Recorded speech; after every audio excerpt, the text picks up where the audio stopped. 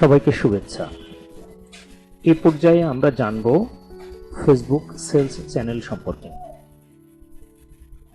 প্রথমেই জেনে নিই যে ফেসবুক সেলস চ্যানেল বলতে আসলে কি বোঝায়। ফেসবুক সেলস চ্যানেল হলো ফেসবুকের কতগুলো এন্টারপ্রাইজের কালেকশন, যেই এন্টারপ্রাইজগুলোকে ব্যবহার করে আমরা মার্কেটিং করে থাকি এবং মার্কেটিং করে প্রোডাক্ট বা সার্ভিসের সেল জেনারেট করে থাকি।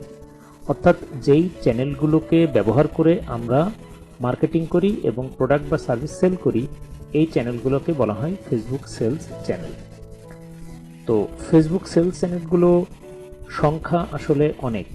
তার মধ্যে ডেকোরেটেডলি আমরা আসলে 8 প্রকার সেলস চ্যানেল নিয়ে কথা বলবো এবং সাথে সাথে আমরা আমাদের প্রোডাক্টগুলোকে মার্কেটিং করার জন্য কোন সেলস চ্যানেলটাকে বেশি গুরুত্ব দিয়ে এগোবো সেটাও আমরা এই পর্বে জেনে নিব। এই 8 ধরনের সেলস চ্যানেলের মধ্যে প্রথমেই যেই চ্যানেলটার কথা বলতে হয় সেটি হলো আইডি টাইমলাইন। আমাদের সবারই কোনো না কোনো ফেসবুক আইডি রয়েছে এবং আমরা আমাদের টাইমলাইনটা দেখি বা নিউজ ফিডটা দেখি। এই আইডি, এখন আমরা যে ইন্টারফেসটাতে আছি, ফেসবুকে লগ ইন করলে এই ইন্টারফেসটাতে আমরা দেখতে পাই। তো এই ইন্টারফেসে আমরা এখন যেটাকে স্ক্রলিং করছি এটাকে বলা হয় টাইমলাইন বা নিউজ ফিড। তো আইডির যে নিউজ ফিড, এই জায়গাটা কিন্তু আসলে মার্কেটিংয়ের জন্য দারুণ একটা জায়গা। আমরা বলবো যারা একেবারে ইনিশিয়াল পর্যায়ে মার্কেটিং কাজ শুরু করছে তাদের শুরুটা হওয়া উচিত ফেসবুক আইডি দিয়ে, এবং আইডির একেবারেই যেখানে পোস্ট করতে হয় টাইমলাইন, সেইখানে তার নিজস্ব যেই সার্ভিস বা প্রোডাক্ট আছে সেই প্রোডাক্ট সেলের ব্যাপারটা ঘোষণা দিতে হয়। এবং তার যেই ফ্রেন্ড সার্কেল আছে, এই যে ফেসবুকের যদি আমি আইডিতে যাই তাহলে এখানে কিন্তু এখানে ফ্রেন্ডস আছে হলো প্রায় 3000 প্লাস ফ্রেন্ডস আছে। তো আসলে মার্কেটিংটা স্টার্ট হওয়া উচিত এই 3000 প্লাস এই ফ্রেন্ডকে দিয়ে। আপনাদের আইডিতে হয়তো বা 5000-এর কাছাকাছি মতো বন্ধু সংখ্যা আছে। তো এইখান থেকেই যদি আমরা আমাদের প্রোডাক্ট বা সার্ভিসের সেলসের ব্যাপারে ঘোষণা দিই তাহলে জিনিসটা দাঁড়াবে হলো আমাদের স্বল্প পরিচিত বা পরিচিত যে কেউই আমাদের সার্ভিসটা নিবে, এবং এটা দিয়েই আসলে স্টার্টিংটা হওয়া দরকার। এর কারণ হলো যখন একেবারেই আননোন কোনো একটা সোর্সে যখন আপনি সেলস করার চেষ্টা করবেন তখন প্রাথমিক পর্যায়ে জিনিসটা সহজ হবে না, জিনিসটা কঠিন হবে।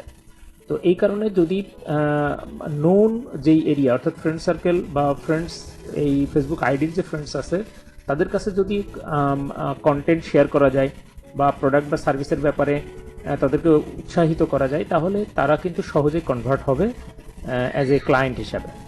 তো তারা কনভার্ট হলে তাদের কাছ থেকে প্রোডাক্ট বা সার্ভিসের রিভিউটা নেওয়া সহজ হবে, এবং এই রিভিউটা কিন্তু পরবর্তীতে আমরা অন্য কোথাও সেল করার ক্ষেত্রে বা আননোন ক্লায়েন্টের কাছে সেল করার ক্ষেত্রে ভালো রকম পজিটিভ ভূমিকা পালন করবে। এভাবে একেবারে স্টার্টিং পর্যায়ে শুরু হওয়াটা দরকার। তো এটা ছিল আইডির ব্যাপারে কথা। এরপরে আমরা যে ব্যাপারটা নিয়ে কথা বলবো সেটা হলো মার্কেট প্লেস। মার্কেট প্লেস হলো ফেসবুকের এমন একটি এন্টারপ্রাইজ যেখানে ই কমার্স ফ্যাসিলিটি সমৃদ্ধ একটি প্ল্যাটফর্ম, এবং সেই প্ল্যাটফর্মে কিন্তু অর্গানিক এবং পেইড দুটো মার্কেটিংই এই মার্কেট প্লেসে করা পসিবল হয়। এবং মার্কেট প্লেসটা এতটাই নাইস শুধুমাত্র সেল জেনারেট করার জন্য। এই যে এইখানে 9 ডট আছে, 9 ডটে যাওয়ার পরে এখানে এই যে মার্কেট প্লেস লেখা আছে, এখানে যদি আপনি যান তাহলে এইটা হলো বেসিক্যালি মার্কেট প্লেস। এখানে আপনি দেখতে পাচ্ছেন যে এইখানে যেই প্রোডাক্টটি সেল করতে চাই সেখানে সে এখানে লিস্টিং করে রেখেছে। তো আপনিও চাইলেও কিন্তু আপনার প্রোডাক্টকে এভাবে লিস্টিং করে রাখতে পারেন, এবং ফেসবুক তার নিজস্ব অ্যালগোরিদম ফর্মুলার মধ্য দিয়ে আপনার প্রোডাক্ট ঠিক যার প্রয়োজন সেই রকম ধরনের অডিয়েন্সের সামনে কিন্তু আপনার প্রোডাক্টটি দেখাবে, এবং সেখান থেকে ভালো রকম একটা সেলস আসা পসিবল। এবং এটার জন্য কোনো এটা পেইড নয়, এটার জন্য কোনো খরচ করতে হয় না। তবে যখন আমরা পেইড ক্যাম্পেইন চালাবো সেই পেইড ক্যাম্পেইনের অ্যাজ এ প্লেসমেন্ট অপশন হিসাবে কিন্তু মার্কেট প্লেসও শো করবে, সেটা আলাদা বিষয়। কিন্তু অর্গানিক মার্কেটিংয়ের একটা ভালো ক্ষেত্র হলো এই মার্কেট প্লেস। তো এই মার্কেট প্লেসে আমরা কিভাবে লিস্টিং করবো, যে এখানে ক্লিক করে আমরা আমাদের প্রোডাক্ট লিস্টিং করে রেখে দিলে এটা একটা ভালো সেল তৈরি হবে। তবে এক্ষেত্রে অবশ্যই কিছু ফরম্যাট বা কিছু ট্রিক্স আছে, সেই ট্রিক্সগুলো অবলম্বন করতে হয়, করে এখানে প্রোডাক্ট লিস্ট করে ফেলতে হয়।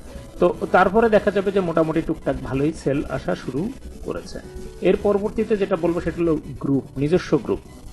আমি বলতে চাই যে কোনো একটি ব্র্যান্ড দাঁড় করানোর ক্ষেত্রে বা কোনো প্রোডাক্ট বা এন্টারপ্রাইজ যখন কাস্টমার বা অডিয়েন্সের সামনে নিয়ে যাওয়ার প্ল্যানিং হবে, প্রথম যেই কাজটা করে ফেলতে হবে সেটি হলো একটি প্রাইভেট গ্রুপ ওপেন করে ফেলতে হবে। প্রাইভেট গ্রুপটা কেন এত গুরুত্বপূর্ণ? প্রাইভেট গ্রুপটা গুরুত্বপূর্ণ কারণ হলো যখন আপনি আপনার পার্সোনাল আইডিতে আপনার প্রোডাক্ট বা সার্ভিসের বিজ্ঞাপনটি যখন দিবেন, তখন অনেকেই কম বেশি কিন্তু আগ্রহ প্রকাশ করবে, নক দিবে যে এটা কেমনি কি, এটা দাম কেমন, কিভাবে কি, ইত্যাদি ইত্যাদি জানার চেষ্টা করবে। তো তখন আসলে আজীবন তো আসলে আইডিতে প্রোডাক্ট সেল করা যাবে না। এটা একেবারে ইনিশিয়াল প্রথম 2-1 মাসের জন্য আমি এই আইডির ব্যাপারটা, অপশনটা আমি চুজ করি। তো যখন 2-1 মাস পার হয়ে যাবে, তখন এইখানকার পটেনশিয়াল ক্লায়েন্টগুলোকে আমাদের ওই প্রাইভেট গ্রুপে কনভার্ট করে নিয়ে যেতে হবে। অর্থাৎ আমরা এই পর্যায়ে আমরা যেই সেল চ্যানেলের কথা বলতে চাচ্ছি সেটি হলো একটি প্রাইভেট গ্রুপ। তো প্রাইভেট গ্রুপ কোথা থেকে ক্রিয়েট করবেন? এই যে 9 ডটে ক্লিক করবেন, 9 ডটে ক্লিক করার পরে এইখানে ক্রিয়েট আছে, ক্রিয়েটে এই যে গ্রুপ আছে, গ্রুপে এখানে ক্লিক করলে গ্রুপ ক্রিয়েটের অপশনগুলো চলে আসবে। সেখানে নেক্সট প্রয়োজনীয় তথ্যগুলো ঠিকঠাক মতো করে দিয়ে দিলেই কিন্তু গ্রুপ ক্রিয়েট হয়ে যাবে। তো সেক্ষেত্রে গ্রুপ আমরা জানি যে গ্রুপ হলো দুই প্রকার, একটি প্রাইভেট গ্রুপ, একটি পাবলিক গ্রুপ।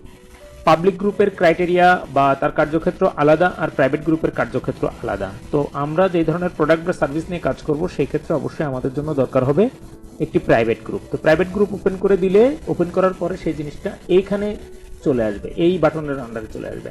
এই বাটনের আন্ডারে চলে আসলে এখানে আমরা ক্লিক করব, করলেই কিন্তু আমরা যেই গ্রুপটা ক্রিয়েট করলাম সেই গ্রুপটা কিন্তু এখানে শো করবে। তো চাইলেই সেই গ্রুপের মাধ্যমেও কিন্তু প্রোডাক্ট দারুণভাবে মার্কেটিং করা যায়। কারণ বিভিন্ন কার্য পরিক্রমার মধ্য দিয়ে যখন আমরা আমাদের অডিয়েন্সগুলোকে আমাদের প্রতি ইমপ্রেসড করব, তখন তারা অবশ্যই আমাদের অ্যাজ এ অডিয়েন্স হিসেবে থাকতে চাইবে। তো তখন তাদেরকে আমরা আমাদের এই যে গ্রুপ, প্রাইভেট গ্রুপের কথা বললাম, প্রাইভেট গ্রুপে অ্যাজ এ প্রাথমিক ফানেল হিসাবে তাদেরকে আমি রেখে দিব। অনেকেই থাকবে যে প্রোডাক্টের প্রতি আগ্রহ আছে কিন্তু কেনেনি, কোনো সমস্যা নেই, তাদেরকে আপনি ওই প্রাইভেট গ্রুপে আপাতত রেখে দেন। পরবর্তীতে আপনার গ্রুপের বিভিন্ন জিনিস যখন পোস্ট করবেন, বিভিন্ন অফার দিবেন, তখন ধীরে ধীরে সে কিন্তু কনভার্টেড হয়ে যাবে। এটাই হলো প্রাইভেট গ্রুপের মেইন ফিডব্যাক। তো এবার আসি প্রাসঙ্গিক অন্যান্য গ্রুপ। দেখেন, অনেক পাবলিক গ্রুপ, বিভিন্ন প্রোডাক্ট রিলেটেড বিভিন্ন টাইপের পাবলিক গ্রুপ কিন্তু আমাদের ফেসবুকে রয়েছে। যেমন একটা গ্রুপের কথা বলতে পারি যে কওমি উদ্যোক্তা। এটি একটি গ্রুপ, এটা প্রাইভেট গ্রুপ যদিও। তো এই প্রাইভেট গ্রুপ হইলেও এখানে প্রায় 57,000 মেম্বার এখানে রয়েছে। চাইলেই কিন্তু আপনি আপনার প্রোডাক্ট বা সার্ভিস এরকম কওমি উদ্যোক্তার মতন আরও 5-6টা গ্রুপকে আপনি টার্গেট করে ফেলতে পারেন। এবং এইটা খুব দারুণভাবে, যেহেতু এখানে 57,000 মেম্বার রয়েছে, এরকম 50,000 প্লাস মেম্বার যুক্ত আপনার প্রোডাক্টের ক্যাটাগরির সাথে যায় এরকম প্রাইভেট বা পাবলিক গ্রুপ আপনি সিলেক্ট করে রাখবেন, এবং একটা নির্দিষ্ট রুটিন মেনটেন করে আপনি এই গ্রুপগুলোতে তাদের রুলস রেগুলেশন ফলো করেই আপনি আপনার প্রোডাক্টকে এখানে পোস্ট করবেন। পোস্ট করলে আপনি দেখতে পাচ্ছেন এখানে টুপি বিক্রি করার জন্য একটা পোস্ট দিয়েছে, এখানে 5টা কমেন্টস রয়েছে, এরকম এখানে একটা কমেন্ট রয়েছে, এছাড়াও যদি আমরা দেখেন 8টা কমেন্ট রয়েছে, এখানে 6টা কমেন্ট রয়েছে, ঠিক আছে। তো এরকম এখানে পোস্ট করলেই কম বেশি মানুষজন কিন্তু আগ্রহ প্রকাশ করবে। যে ইলিশ বিক্রি করার জন্য একটা পোস্ট দিয়েছে, সেখানে 18টা কমেন্ট রয়েছে, তার মানে কমেন্ট থাকা মানেই হলো সেখানে কম বেশি সেল জেনারেট হচ্ছে, ঠিক আছে। তো যাই হোক, আপনিও প্রথমত যেই কাজটা করবেন সেটা হলো যে 5টা এইরকম ভালো ভালো গ্রুপ বাছাই করবেন। তার ভিতরে একটা আমি বললাম যে কওমি উদ্যোক্তা, এটি একটি ভালো গ্রুপ। তারপরে বাই অ্যান্ড সেল করে আপনার লোকেশন এরিয়াতে কিন্তু অনেকগুলো একাধিক গ্রুপ আছে, এখানে সার্চ করুন বাই অ্যান্ড সেল দিয়ে আপনার এরিয়াতে যেই ধরনের গ্রুপগুলো রয়েছে আপনার প্রোডাক্টের সাথে যায়, এরকম 5টা গ্রুপের সাথে অ্যাড হয়ে তাদের রুলস রেগুলেশনগুলো ভালোভাবে পড়ে নেবেন। এই যে এখানে দেখেন গ্রুপের রুলসগুলো সুন্দর করে এখানে লেখা আছে এবং এই জিনিসগুলো খুব ভালোভাবে পড়ে নিতে হবে। তো পড়ে নিলে যেটা ঘটবে যে তাদের এই ব্যাপারগুলো মেনে যখন আপনি পোস্ট করবেন তখন পোস্টটা অ্যাপ্রুভ হবে, আর তা না হলে পোস্ট অ্যাপ্রুভ হবে না এবং এই এমনও হতে পারে এই গ্রুপ থেকে আপনাকে পুরোপুরি সাসপেন্ড করে দিয়েছে, এমনও হতে পারে। তো যাই হোক, এছাড়াও আরও কিছু ফিচার্ড পোস্ট আছে, এগুলো পড়ে নেবেন। কিছু ভালো ভালো পোস্ট আছে, পোস্টগুলো স্টাডি করে নিয়ে দেন এখানে পোস্ট করলেই আশা করা যাচ্ছে এখান থেকেও একটা ভালো রেসপন্স। তো সেলস চ্যানেল হিসেবে এটার গুরুত্ব খুবই গুরুত্বপূর্ণ, বিশেষ করে যদি কোনো অর্গানিক মার্কেটিংয়ের জন্য হয়। যদি আমরা দেখা যাচ্ছে পেইড মার্কেটিংয়ের প্রথম দিকে আমরা যাব না, তো সেই ক্ষেত্রে অর্গানিক মার্কেটিংয়ের জন্য ওটা একটা ভালো মাধ্যম। এছাড়া ফেসবুক পেজ হলো একটি ব্র্যান্ডের একেবারে প্রফেশনাল অ্যাপিয়ারেন্সটা নিশ্চিত করে। তো ফেসবুক পেজের মাধ্যমে অর্গানিক মার্কেটিংও করা যায়, পেইড মার্কেটিংও করা যায়। ফেসবুক পেজগুলো কোনগুলো, সেটা হলো যে আমরা 9 ডটে যাব, 9 ডটে যাওয়ার পরে এখানে দেখেন পেজ লেখা আছে। এই পেজে যদি আমরা ক্লিক করি তাহলে এখানে দেখা যাবে যে এই একটা আইডি থেকে যতগুলো পেজ ক্রিয়েট করা হয়েছে সবগুলোই হলো আপনার ফেসবুক পেজ, এবং সেই পেজ ঢুকলেই বোঝা যাবে এই প্রত্যেকটা পেজের কিন্তু অর্গানিক এবং ইনঅর্গানিক দুইটা মাধ্যমই রয়েছে, এবং দুইটা মাধ্যম দিয়েই ফেসবুক পেজের মাধ্যমে কিন্তু সেল জেনারেট করা পসিবল হয়। বিশেষ করে যদি পেইড মার্কেটিংয়ের ক্ষেত্রে কথা বলি তাহলে পেইড মার্কেটিংয়ের ক্ষেত্রে অবশ্যই ফেসবুক পেজ প্রয়োজন হবে। ফেসবুক অ্যাডস হলো হিউজ পরিমাণে অডিয়েন্স থাকে এবং ফেসবুক অ্যাডস প্ল্যাটফর্মের মাধ্যমে পেইড মার্কেটিং করা যায়। অর্থাৎ এখানে মার্কেটিং করতে হলে টাকা পয়সা খরচ হয়, এবং টাকা পয়সা খরচ করে ফেসবুক তার অ্যালগরিদম বেসিস করে আপনাকে আপনার কাঙ্ক্ষিত সেই পটেনশিয়াল ক্লায়েন্টের কাছে নিয়ে যাবে, এবং সেক্ষেত্রে কিন্তু সেল অবধারিত, ইনশাল্লাহ খুব ভালো রকম একটা সেলস হবে। তবে সেক্ষেত্রে কিছু ফাংশনস আছে, কিছু সতর্কতা আছে, সেগুলো মেনে তারপর ফেসবুক অ্যাডসে অ্যাড রান করতে হয়। তো সেটাও একটা ভালো সেল চ্যানেল হিসেবে কাজ করে। এছাড়াও রয়েছে হলো আপনার স্টোরি বা রিলস। আমরা যদি আইডিতে যাই তাহলে দেখব যে আমাদের আইডির উপরে এরকম স্টোরি ঘুরে বেড়ায়। তো এই স্টোরিও কিন্তু প্রোডাক্ট মার্কেটিংয়ের জন্য ভালো একটা অপশন। এটা সবার মাথার উপরে থাকে, সবার চোখে পড়ে। সুন্দর সুন্দর স্টোরি বা রিলস স্টোরি যদি আমরা ক্রিয়েট করতে পারি সেখান থেকেও কিন্তু প্রোডাক্ট মানে ভালো রকম একটা সেলস আসা পসিবল। তো আসেন এরপরে আসি যে রিলসের ক্ষেত্রেও এরকম টাইমলাইন স্ক্রলিং করতে করতে হঠাৎ অনেকেরই সামনে রিলস চলে আসে। এই রিলস ছোট ছোট সুন্দর সুন্দর রিলস তৈরি করার মাধ্যম দিয়েও কিন্তু আপনি প্রোডাক্টের সেল জেনারেট করতে পারেন, সেটাও কিন্তু সেল চ্যানেল হিসেবে ভালো রকম কাজ করে। এরপরে সর্বশেষ আছে ইভেন্টস। আপনি চাইলেই কিন্তু ফেসবুকে আপনার প্রয়োজনীয় প্রোডাক্ট বা সার্ভিসের উপর বেসিস করে কিন্তু আপনি চাইলেই সুন্দরভাবে কিন্তু আপনি ইভেন্ট ক্রিয়েট করতে পারেন।